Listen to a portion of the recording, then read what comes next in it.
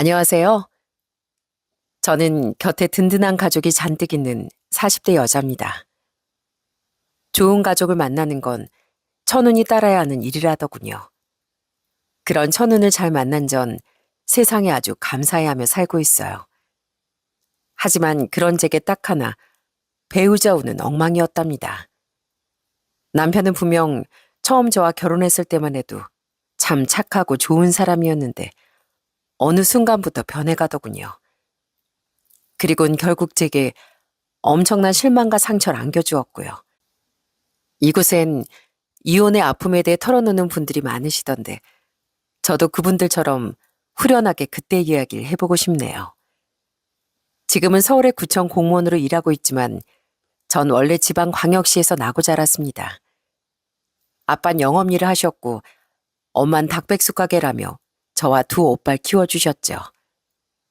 평생 성실하게 일하셨던 두 분 덕에 저희 삼남매는 대학을 졸업하고 각자 서울에서 터도 잡을 수 있었어요.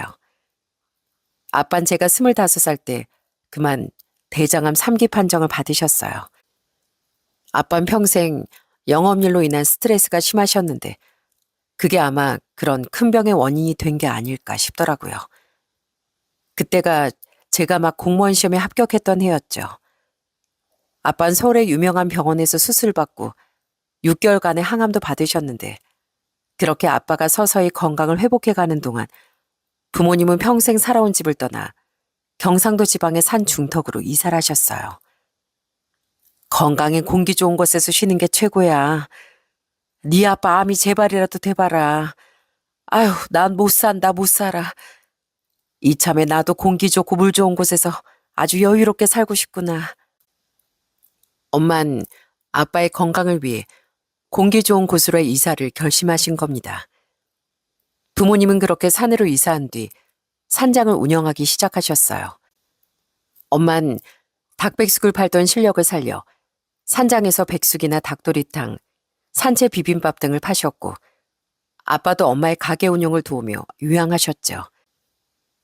산 생활이 힘드시진 않을까 걱정했지만 오히려 두 분은 도시에 살 때보다 훨씬 편하고 행복해 보이시더군요. 집이랑 가게가 거의 붙어 있으니까 뭐 출퇴근 시간이랄 것도 없고 공기도 너무 좋아서 머리까지 맑아지는 기분이야. 이렇게 좋을 줄 알았으면 진작 이사 올 걸 그랬어. 너무 다행이라고 생각했습니다. 이후 아빤 엄마의 지극정성과 속세를 떠나 장걱정이 사라지셔서인지 건강이 술술 회복되셨어요. 몇 년 뒤엔 완치 판정도 받으실 수 있었고요.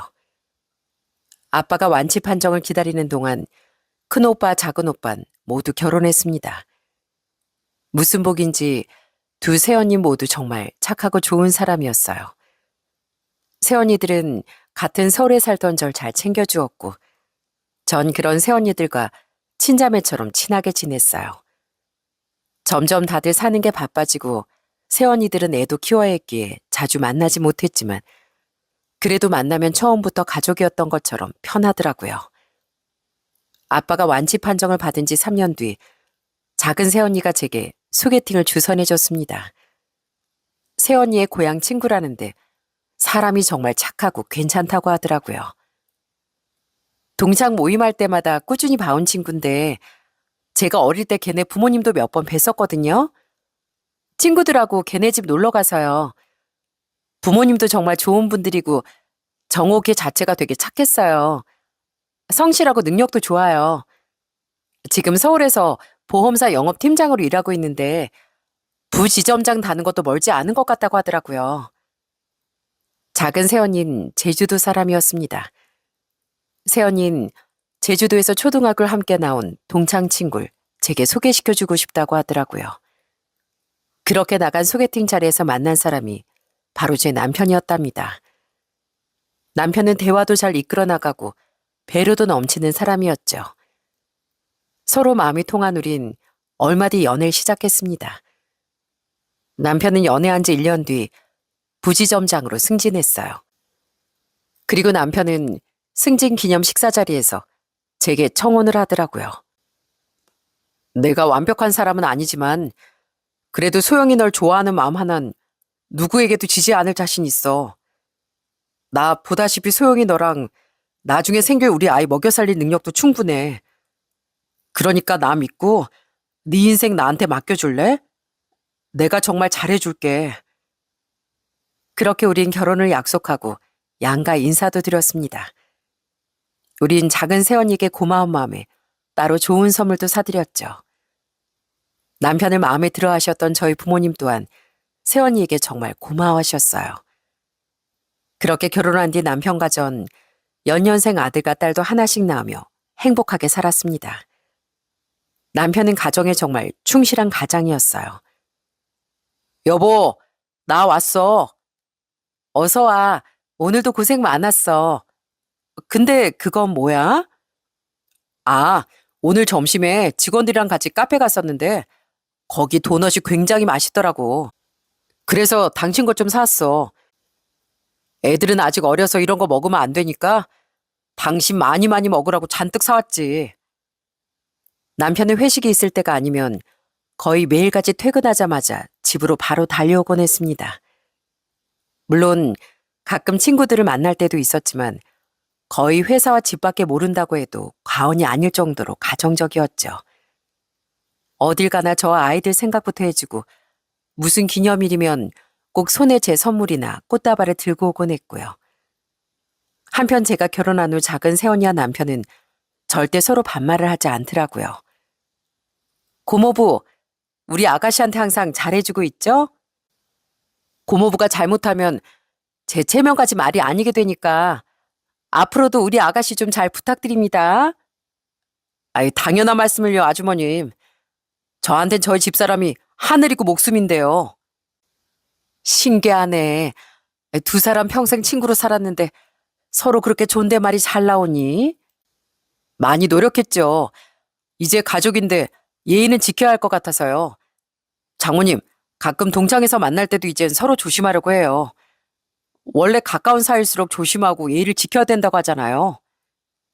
남편은 새언니를 처남때 혹은 작은 아주머니라고 불렀고 새언니는 조카의 고모부라는 뜻에 남편을 편하게 고모부라고 불렀습니다.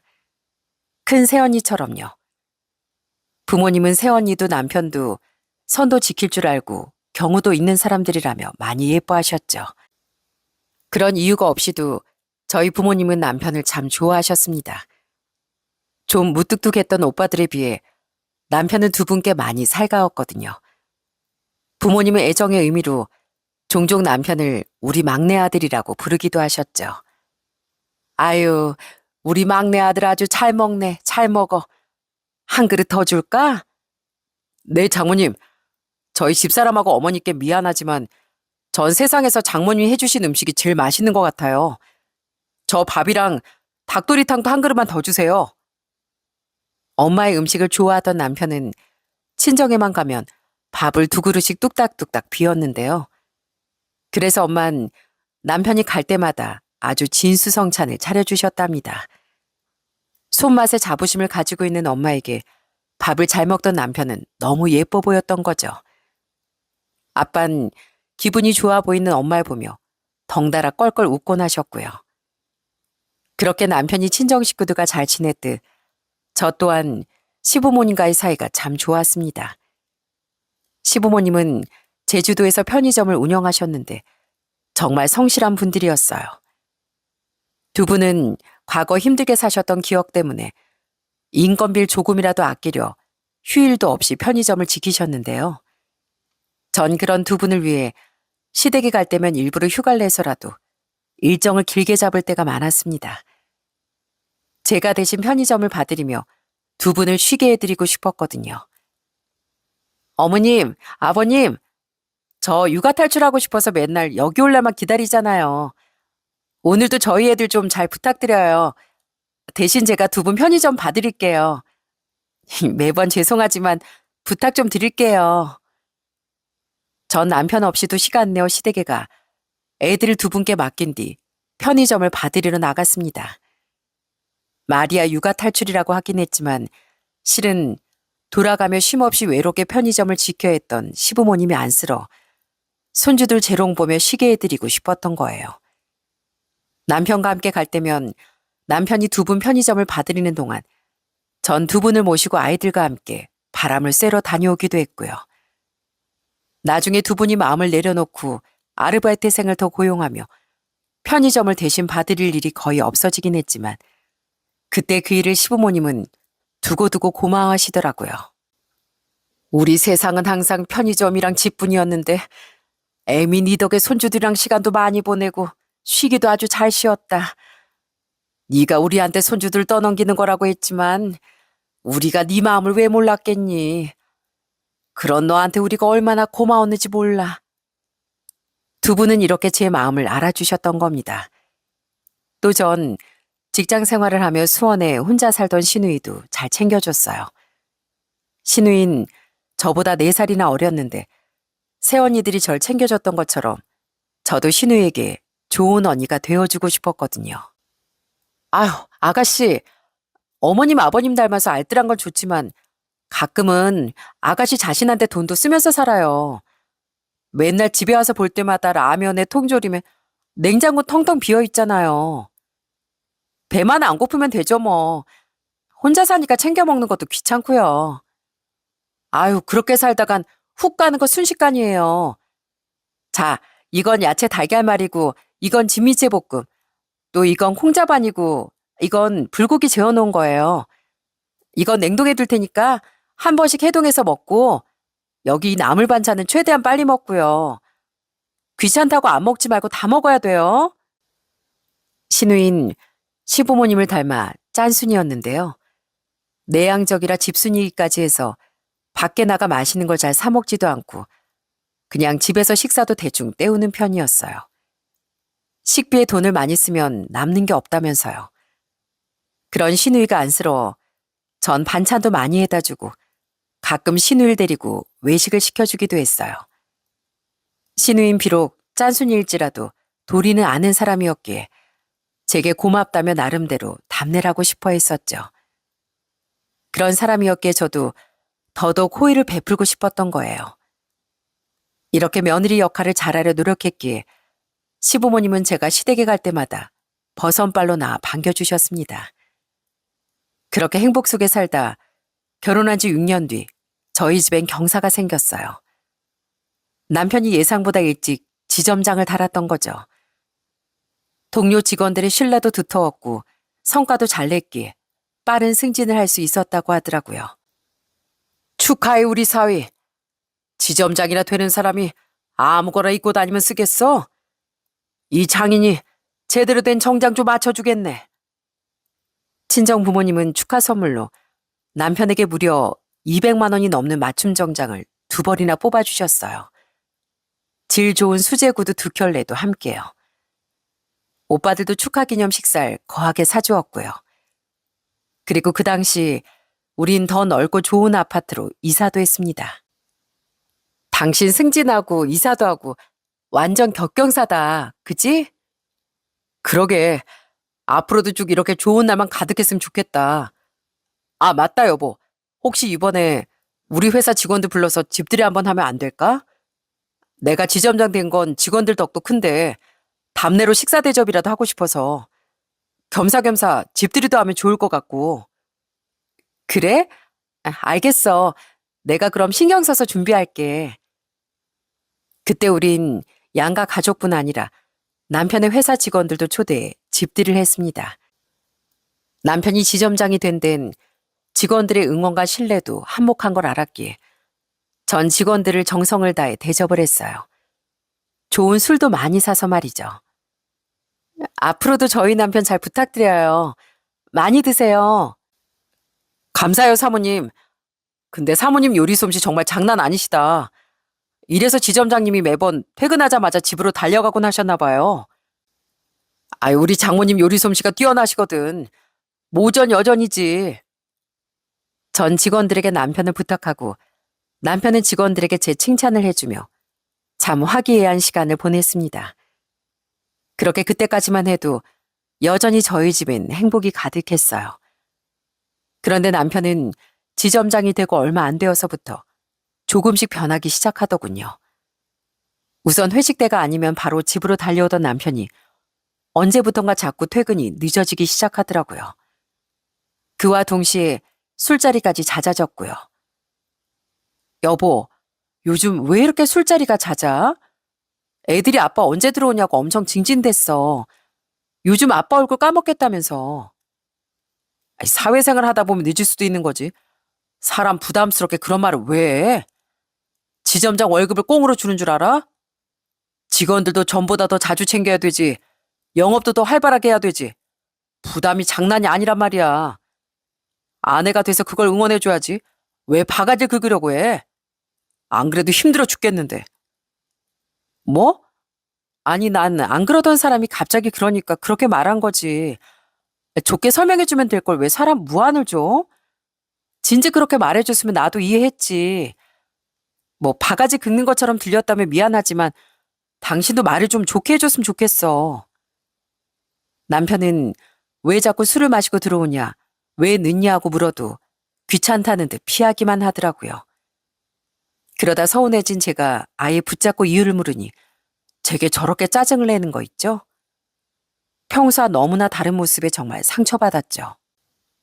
그 뒤로도 남편은 가족과 보내는 시간이 더더욱 적어지더라고요. 그렇게 가정적이던 사람이 점점 가족은 뒷전이 되어갔습니다. 남편은 사회생활을 더 잘하려면 골프는 필수인 것 같다며 골프까지 시작했었는데요. 골프 연습을 해야 한다며 주말에도 외출을 하고 심지어 잘 만나지도 않던 친구들까지 그렇게 자주 만나러 나가더군요. 몇 번 남편과 통화할 때 재수 씨 잘 지내시죠 하고 묻던 친구들의 목소리를 들었기에 의심하진 않았지만 제 의심과 서운함은 별개였습니다. 저는 점점 남편에게 서운함을 토로하는 일이 잦아졌어요. 여보, 일 때문에 술자리 늘어나고 골프도 배우러 다니는 것까진 이해해. 근데 왜 갑자기 친구들도 그렇게 자주 만나러 다니고 쉬는 날에도 골프를 못 치러 가서 안달인 거야? 애들이 요새 당신한테 얼마나 서운해한다고. 나도 그렇고 가족끼리 얼굴 마주보고 하하호호 하면서 밥 제대로 먹은 지가 언제인 줄이나 알아? 같이 밥 먹어도 자기 먹을 것만 홀랑 먹고 피곤하다면서 들어가 버리고. 아유, 진짜 그만 좀 해. 그동안 내가 집에 얼마나 잘했어? 이만큼 좋은 남편 노릇했으면 됐지.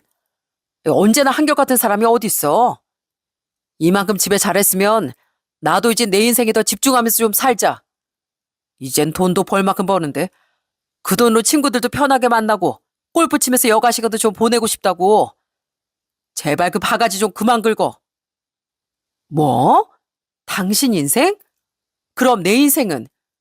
당신이 집에 소홀해진 만큼 애들 보고 집안이라는 거 다 내 몫으로만 떠넘겨지는 거잖아. 난 뭐 일 안 해? 나도 일해. 언제 내가 당신 인생 그 자체라더니 이제 나하고 애들은 귀찮다 이거야? 당신 인생의 가족은 그렇게 하찮은 존재로 변한 거야? 대체 왜 요즘 말을 자꾸 그렇게 하는 건데? 그런 서운함은 점점 분노로 바뀌어갔습니다. 남편은 이젠 자기 인생을 좀 살고 싶다며 저와 아이들을 정말 귀찮아했거든요. 제가 애들이랑 어디 놀러 가자 그러다 하면 무슨 잡상인데 하듯 오만상을 찌푸리며 자리를 피했고 제가 서운함을 토로하면 절 이해심 없는 사람처럼 몰아붙이더라고요. 그렇게 서서히 저와의 사이가 멀어지며 남편은 제 친정에조차 점점 가지 않으려고 하더라고요. 너무 슬펐습니다. 그렇게 다정하고 좋은 사람이었는데 어떻게 이렇게 변할 수가 있나 싶었죠. 그런데 남편이 지점장을 단 지 1년 뒤 저희 친정에 청천벽력 같은 일이 생기더군요. 네? 아빠가 아니라 엄마가 암이라고요? 그래, 내가 재발이 안 돼서 겨우 한숨 돌렸더니 네 엄마가 유방암이란다. 우리 집이랑 암이랑 무슨 원수라도 진 사이인 건지 원. 엄만 건강검진으로 인해 유방암이 발견되셨던 거예요. 다행히 이기로 너무 많이 진행된 상태는 아니었기에 엄만 서울의 병원에서 수술받은 뒤 3차례 항암 치료를 받고 집으로 내려가셨답니다. 원래 이기엔 6차례 정도 항암 치료를 받는 경우가 많다는데 다행히 엄만 2기 중에서도 초기라 항암 기간이 좀 짧았던 거죠. 수술한 뒤 엄마가 통원으로 항암 치료를 받으시는 동안 전 잠시라도 엄마를 집으로 모시고 싶었어요. 그런데 남편이 극구 반대를 하더라고요. 방이 남는 것도 아니고, 솔직히 나 불편해. 장모님 오시면 장인어른도 자연스레 같이 오실 건데, 두 분이 집에 계시면 내가 편히 쉴 수 있겠어? 속옷에 러닝셔츠만 입고 있을 수도 없고, 옷도 다 갖춰 입어야 하잖아. 무엇보다 당신하고 내 사이도 요즘 별로 안 좋은데, 아무 일도 없던 척, 두 분 앞에서 억지로 연기까지 해야 하는 거 아니야? 아우, 난 싫어. 당신이 행동만 똑바로 해봐. 우리 사이가 나빠지나. 우리 엄마가 계셔봤자 뭐 1년을 계셔? 반년을 계셔? 치료받으시는 몇 달만 좀 모시자는 건데 그게 그렇게 어렵니? 첫째 날 둘째 우리가 데리고 자면 방도 마련해 드릴 수 있고 옷이야 좀 입고 있을 수도 있잖아. 아빠가 아프실 땐 큰오빠랑 큰새언니가 모셨으니까 이번엔 내가 좀 모시고 싶다는데 그걸 이렇게 결사반대해? 당신 진짜 너무한 거 아니야? 엄마가 당신을 얼마나 예뻐하셨는데. 남편에게 너무 서운하더군요. 전 시부모님이 어쩌다 서울로 올라오시면 그렇게 지극정성으로 모셨는데 암까지 걸린 엄마를 절대 못 모시겠다는 남편의 말이 괘씸하기까지 하더라고요. 그런 불편한 분위기를 눈치챈 엄만 결국 작은 오빠네 머무셨습니다. 자신이 결혼하기 전엔 큰 새언니가 저희 아빠를 모셨었으니 이번엔 자신이 저희 엄마를 돌봐드리고 싶다고 고집한 작은 새언니의 뜻에 따라서요. 그런 새언니에게 고마우면서도 제 남편에 대한 원망은 쉽사리 사그라들지 않았죠. 점점 변하던 남편에게 실망하고 있었지만 아픈 저희 엄마를 홀대하기까지 한 남편에게 그때 정말 크게 실망했습니다. 심지어 남편은 엄마가 서울에 계신 동안 문병도 잘 안 가고 안부 전환 정말 한 통도 걸지 않더라고요. 때문에 남편에 대한 제 마음은 아주 많이 다쳐버렸고요. 우리 사이엔 대화도 거의 사라졌죠. 그 와중에 남편은 자신에게 매우 쌀쌀맞아진 제 눈치도 보지 않고 더 신나서 멋대로 돌아다니더라고요. 그렇게 엄마가 다시 친정집으로 돌아가신 지 3달쯤 지났던 어느 날, 전 평소처럼 엄마가 걱정돼 전화를 걸었습니다. 그런데 엄마의 목소리에 너무 힘이 없는 거예요. 소영아. 엄마, 목소리가 왜 그러세요? 어디 아프세요? 감기균이 좀 있는데 병원 다녀왔으니까 신경 안 써도 돼. 병원에서도 괜찮다고 했어. 편찮으시다는 엄마의 말에 걱정이 물밀듯이 밀려오더라고요. 아빠에게 다시 전화를 걸었더니 아빠도 걱정 말라고 하시더라고요. 하지만 아무리 병원에서 괜찮다고 했어도 너무 걱정이 되는 거예요. 암 수술과 항암 치료를 마친 지 그리 오래되지도 않은 상태였으니까요. 마침 다음 날이 주말이었기에 전 엄마에게 다녀오려고 했습니다. 그런데 당시 저도 구청 계단에서 발목을 삐끗해 아직 깁스를 하고 있던 터라 애들을 데리고 운전해 친정에 다녀오기가 힘든 상태였어요. 그래서 고민 끝에 전 남편에게 부탁을 했습니다.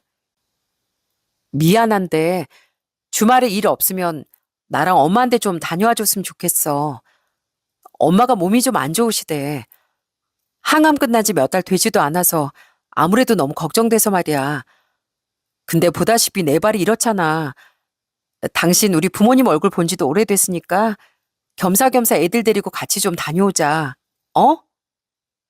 싫어. 나 내일 골프 치러 가야 돼. 그리고 무엇보다 나 산 타는 거 싫어. 솔직히 이제와 하는 말이지만 거기 가는 거 너무 힘들어. 차 대고 한참 걸어 올라가야 되잖아. 그러니까 갈 거면 당신 혼자 다녀와. 기차를 타든 고속버스를 타든 하면 되잖아. 나 나가야 되니까 애들은 당신 친구들이나 형님들한테 부탁하고. 정말 어렵사리 꺼낸 이야기인 걸 알면서도 남편은 그걸 단번에 거절해버리더군요. 그것도 인상을 팍 쓰며 제가 무슨 못할 말을 꺼낸 듯 굴더라고요. 산타기가 힘들다는 말에 헛웃음이 다 났습니다. 물론 차를 대고 좀 걸어 올라가야 하긴 하지만 딱 2, 3분 걸리는 거리였거든요. 남편은 그냥 친정에 가기 싫어서 핑계를 댔던 거예요. 고작 2, 3분도 못 걸어갈 체력으로 골프는 어떻게 치니? 당신 진짜 못됐다. 암 걸린 우리 엄마한테 제대로 안부 한번 안 묻더니 변해도 정말 몰상식하게 변했어. 그리고 애는 뭐 나 혼자 낳았어? 당신은 무슨 총각대처럼 주말에 골프 치고 싶으면 치러 가고 평일엔 술 먹고 싶으면 술 먹고 다 다니면서 애들은 무조건 내 책임이야? 그럴 거면 그냥 나가서 총각 행세하고 살아. 나랑 살지 말고. 아, 진짜. 당신이랑 무슨 말을 못하겠어. 내가 무슨 말만 하면 사람을 이상하게 만들잖아. 그럼 원래 먼저 골프 약속 있었는데 어쩌라고? 그리고 걸어서만 2, 3분이지. 차 끌고 산 올라가는 것도 충분히 힘들거든. 아무튼 난 안 간다고 했어. 할 말이 없어진 남편은 평소처럼 신경질을 내며 자리를 벗어나 버렸습니다. 진짜 없던 정도 뚝뚝 떨어졌죠. 이후 전 그냥 저 혼자 대중교통을 타고 친정에 다녀오려고 했어요. 애들은 잠시 큰오빠네나 작은오빠네 맡기려고 했고요. 그런데 엄마가 편찮으시다는 말을 듣고 작은오빠네와 큰오빠네도 모두 친정으로 가겠다고 하더라고요. 덕분에 전 애들을 데리고 오빠를 차를 얻어 타며 친정에 다녀올 수 있었답니다. 그리고 그때 오빠들과 새언니들은 제 남편에 대해 분통을 터뜨렸죠. 매제 진짜 사람 그렇게 안 봤는데 감투 좀 썼다고 우리 집이 우습게 보이기라도 했다는 거야, 뭐야? 아니면 원래 그런 사람인데 이제 본색이 드러난 거야? 어떻게 어머니가 편찮으시다는데 걱정 한마디를 안 할 수가 있어? 특히 작은 새언니는 제게 정말 많이 미안했습니다. 남편과 절 이어준 사람이 새언니였으니까요. 안 그래도 요즘 어머님 아버님 뵈러도 안 오고 아가씨가 너무 힘들어 보이길래 제가 전화 한번 했었어요. 가족이자 친구로서 따끔하게 한 소리 해주고 싶어서요. 그러니까 글쎄 남 일에 신경 끄라고 쏘아붙이더라고요. 걔 진짜 왜 그렇게 변했나 몰라요. 정말 미안해요, 아가씨. 그렇게 변할 사람인 줄 알았으면 소개시켜주지 않는 건데. 하지만 새언니도 남편이 그렇게 변할지 어떻게 알았겠습니까? 전 절대 미안해할 일이 아니라며 새언니를 말렸죠. 그 뒤 전 남편과 본격적으로 이혼 생각을 하기 시작했어요. 그런데 그로부터 2주 정도 지났던 어느 날, 전 중학교 동창 친구에게서 충격적인 전화를 받았습니다. 예, 소영아, 나 지금 한라산 등산하고 있는데 너 혹시 이혼했니? 뭐? 그게 무슨 소리야? 아니야. 네 남편 여기 웬 여자랑 같이 올라왔던데? 다행히 내가 얼른 숨어서 내 얼굴을 못 본 것 같은데 내가 사진도 찍어놨어. 애들 아빠가 한라산에 있다고? 분명 목포에 친구 부친상이 생겨서 간다고 했는데? 아니야. 분명 네 남편 여기 있다니까. 기다려봐. 지금 내가 바로 사진 보내줄 테니까. 그땐 새해가 된 지 얼마 안 됐을 무렵이었습니다. 여러분도 아실 거예요. 많은 사람들이 새해에 소원을 빌기 위해 한라산 등반을 한다는 것을요. 그때 제 친구도 자신의 남편과 한라산에 올랐다가 제 남편을 봤던 겁니다. 한라산을 등반하다 보면 라면도 먹고 쉴 수도 있는 공간이 있는 거, 한라산 등반을 해보신 분들은 많이들 아실 거예요. 저도 남편과 연애할 때 한라산에 올라간 적이 있었기에 잘 알고 있었죠. 제 친구는 거기서 제 남편을 봤다고 하더라고요. 이상하더군요. 그날 남편은 분명 제게 목포에 사는 친구가 부친상을 당해 장례식장에 다녀온다고 했었거든요. 거리가 너무 멀고 술도 마실 거라 목포에 살던 다른 친구의 집에서 자고 온다고 했었고요. 그런 남편이 제주도의 한라산에 있다니 얼마나 기가 막혔겠습니까? 그리고 친구가 제게 보내준 사진을 본 전 뒤로 넘어갈 뻔했습니다. 기가 막혀서. 맞지, 네 남편? 나도 진짜 어이가 없었다니까. 근데 옆에 여자 혹시 네가 아는 여자야? 맞아. 내 남편 회사에서 보험 설계사로 일하는 여자야. 뭐? 그럼 네 남편 자기 회사 직원이랑 바람난 거야? 그냥 아까 계속 뒤를 밟아볼 걸. 나도 남편도 경황이 없어서 사진만 찍고 어버버 하다 보니까 네 남편이랑 그 여자가 금세 사라졌더라고. 그 몇 장의 사진 속엔 정말로 남편이 웬 여자와 다정하게 손을 잡고 있었더군요. 장례식장에 간다며 정장을 입고 나가더니 그 두꺼운 등산복은 또 언제 챙겼나 싶더라고요. 그런데 남편과 함께했던 여자의 얼굴이 어딘가 낯이 익지 않겠어요? 그 여잔 저도 아는 얼굴이었어요. 바로 집들이 때 봤던 남편 회사 직원이었죠. 그날 하도 사모님 사모님 하며 살갑게 굴기에 손지영이란 이름과 얼굴 모두를 똑똑히 기억하고 있었거든요. 남편은 보험 설계사였던 그 여자와 바람이 났었던 겁니다. 우선 고마워 민정아. 내가 나중에 다시 연락할게. 전 창피하기도 하고 충격도 심했던 탓에 우선 황급히 친구와의 전화를 끊었습니다. 그리고 넋이 나간 제 옆에서 크게 분통을 터뜨린 사람이 있었죠. 안정우 그 자식 미친 거 아니에요? 감히 집까지게 바람을 피워요? 그 사람은 저희 작은 새언니였습니다. 실은 그날 새언니가 저희 집에 놀러와 있었어요. 제가 이혼을 고민하고 있다는 걸 알고 오빠에게 조카를 맡긴 뒤 혼자 고민 상담을 해주러 와 있었던 거죠.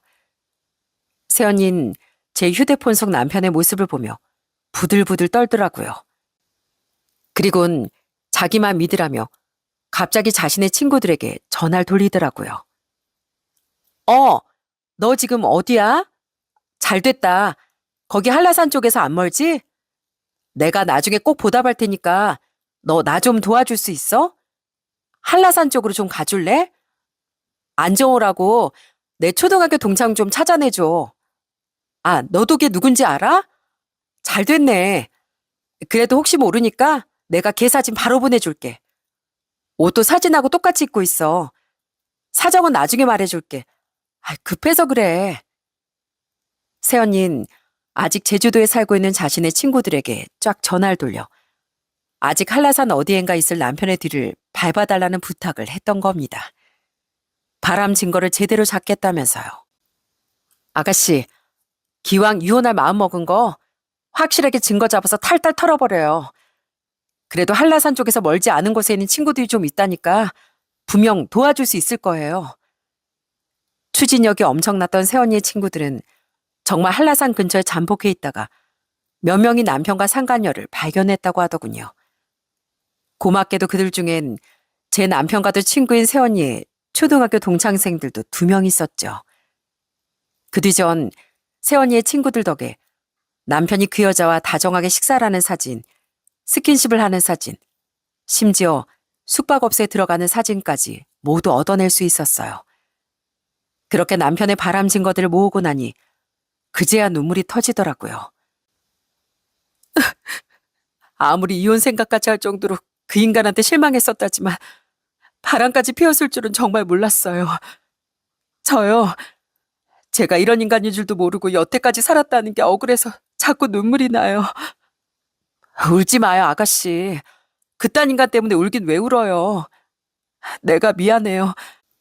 내가 아가씨한테 남자를 너무 잘못 소개시켜줬어요. 새언니는 그런 절 따라 흐느끼며 제게 연신 사과했습니다. 새언니는 다음 날까지 저와 함께 있어주고 싶어 했지만 전 괜찮다고 대답했어요. 대신 저희 애들을 잠시 맡아달라고 부탁했죠. 남편이 돌아오면 남편과 단둘이 결판을 보고 싶었거든요. 그리고 남편은 다음 날 오후가 되어서야 집으로 돌아왔더라고요. 하지만 전 남편이 집안에 발도 들이지 못하도록 현관앞을 딱 막고 서 있었죠. 신발 벗지 마. 그냥 거기서 나랑 대화 좀 해. 뭐? 왜 이래? 무슨 대화? 목포엔 잘 다녀왔어? 친구 집에서 잠은 편하게 잤고? 뭐야? 잘 다녀왔으니까 여기 있고 잠이야 그럭저럭 잤지. 피곤해 죽겠는데 왜 꼬장이야? 피곤하겠지. 목포가 아니라 제주도까지 가서 한라산 등반하고 왔을 테니까. 친구 아버지 장례식장이 한라산에 있었니? 이 더러운 인간아. 전 황당해하던 그놈 얼굴에 미리 프린트해뒀던 증거 사진을 확 던져버렸어요. 처음엔 상황 파악이 되지 않았던 남편은 땅에 떨어진 사진들을 주워보고 나서야 얼굴이 흑빛이 되더라고요. 남편은 더듬거리며 제게 물었어요. 당신 뭐야? 나한테 사람 붙였어? 아니, 그냥 어쩌다 알게 됐는데. 낱말은 새가 듣고 반말은 쥐가 듣는 법인데 세상에 비밀이 있을 줄 알았냐? 어? 대체 어떻게... 지금 그게 중요해? 당신 바람 피우느라 그렇게 변했던 거구나? 어? 그 여자 저번에 집들이에 왔던 여자 맞지? 당신보다 7살이나 어린 여자. 당신 동생하고 동갑인 여자. 동생 같은 여자 꼬셔서 그렇게 재미 보고 싶었니?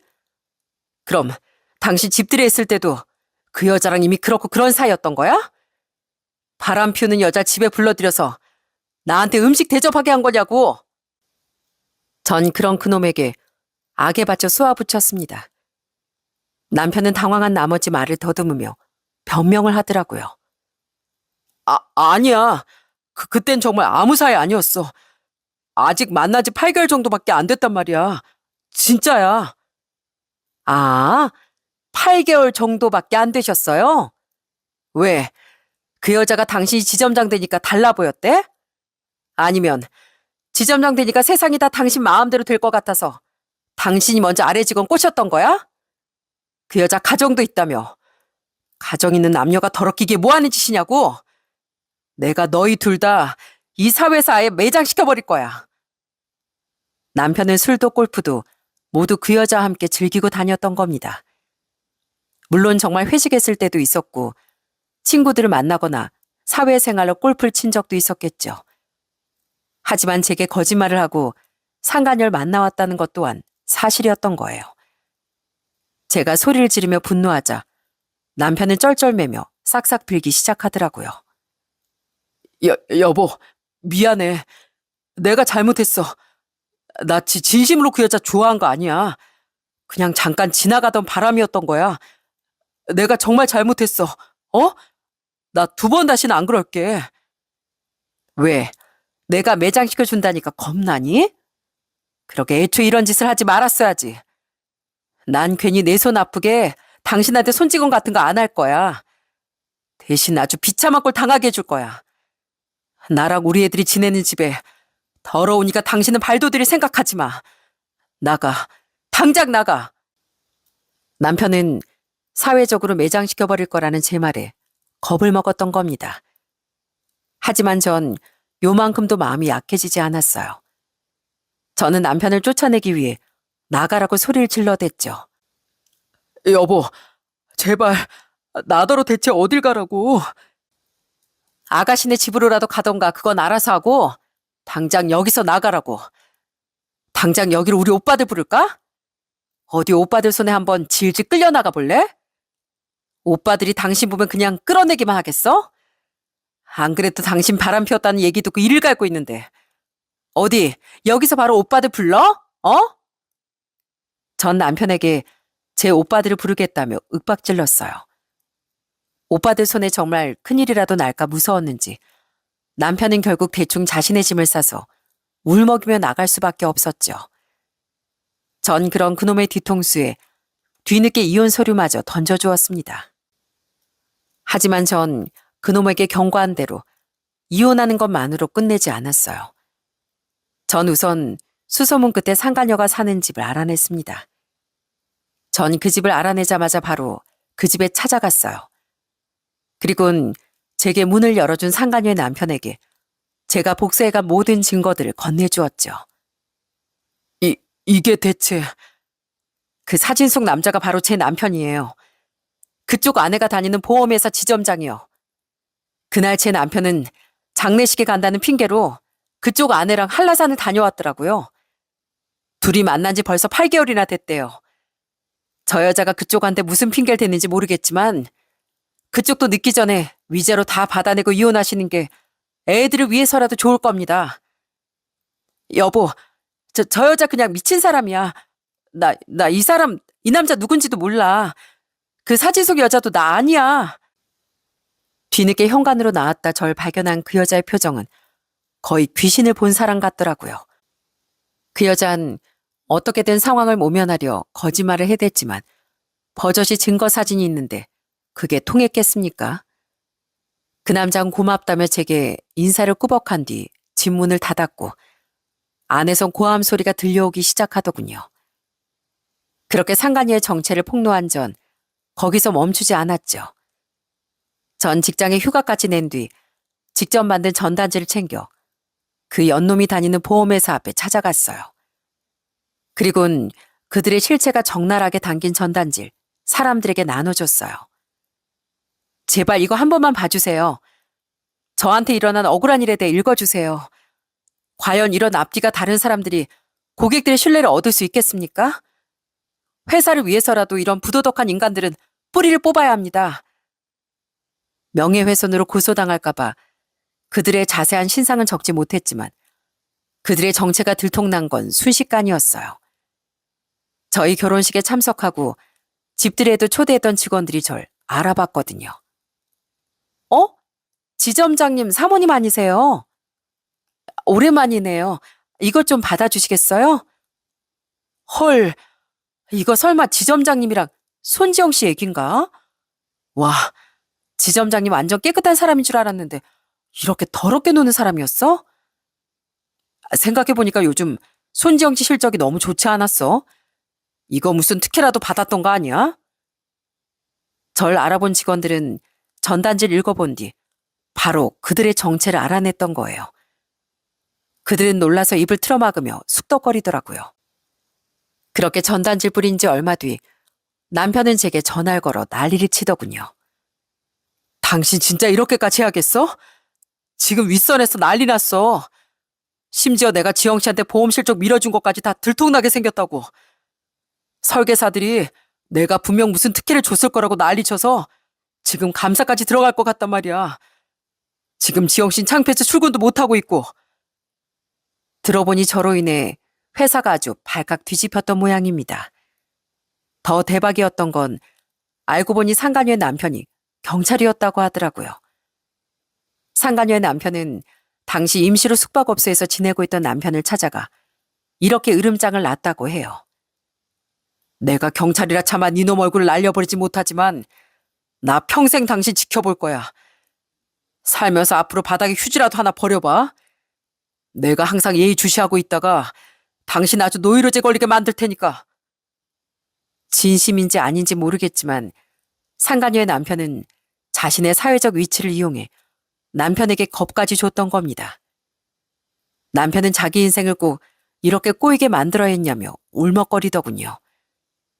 전 그런 그놈에게 차갑게 대꾸하곤 전화를 끊어버렸죠. 내가 꼬이게 했냐? 네가 네 손으로 직접 네 인생 꼰 거지. 그럼 나랑 우리 애들 가슴 이렇게 큰 상처를 줘놓고 당신 인생은 무사할 것 같았어? 천만의 말씀 만만의 콩떡이야. 이제 이혼서에 사인할 준비나 해. 그 뒤 결국 상간녀는 바로 회사를 그만뒀다고 합니다. 남편도 감사에 들어간 뒤 사람들의 시선을 못 이기고 제 발로 회사를 나왔다고 하더라고요. 어차피 부하 직원과의 부적절한 관계에 부정특혜까지 겹쳐 중징계를 당할 게 뻔했으니 자기 발로 먼저 나와버렸던 거죠. 그 이후 전 끝까지 이혼만을 막으려던 남편에게 이혼 소송을 걸었는데요. 남편 포기를 못하고 절 붙잡으려고 집으로 찾아왔더군요. 하지만 운도 없지 그날은 새언니들과 오빠들까지 절 걱정하는 마음에 모두 저희 집에 찾아왔던 날이었거든요. 여보, 제발. 나 이미 그 여자하고도 헤어졌어. 어차피 진지하게 만난 사이도 아닌데 서로 잘못 엮였다가 이렇게 됐다고 둘이 막 욕짓거리까지 하면서 다퉜단 말이야. 여보, 나한텐 정말 당신뿐이야. 나 이제 벌도 받을 만큼 받았잖아. 그러니까 제발 용서해줘. 어? 형님들, 저 정말 반성 많이 했습니다. 감히 내 동생 눈에 눈물 나게 해놓고 이혼은 싫다고? 야, 이 벌레만도 못한 자식아. 어디 평생 혓바닥에 기름칠 못하고 살게 해줘? 덩치가 컸던 큰오빤 그놈의 멱살을 잡고 들어올리며 으름장을 놓더군요. 그놈은 캑캑거리며 발버둥 쳤지만 소용없었고 작은 오빤 큰오빠 뒤에서 그놈을 이글거리는 눈빛으로 노려보고 있었죠.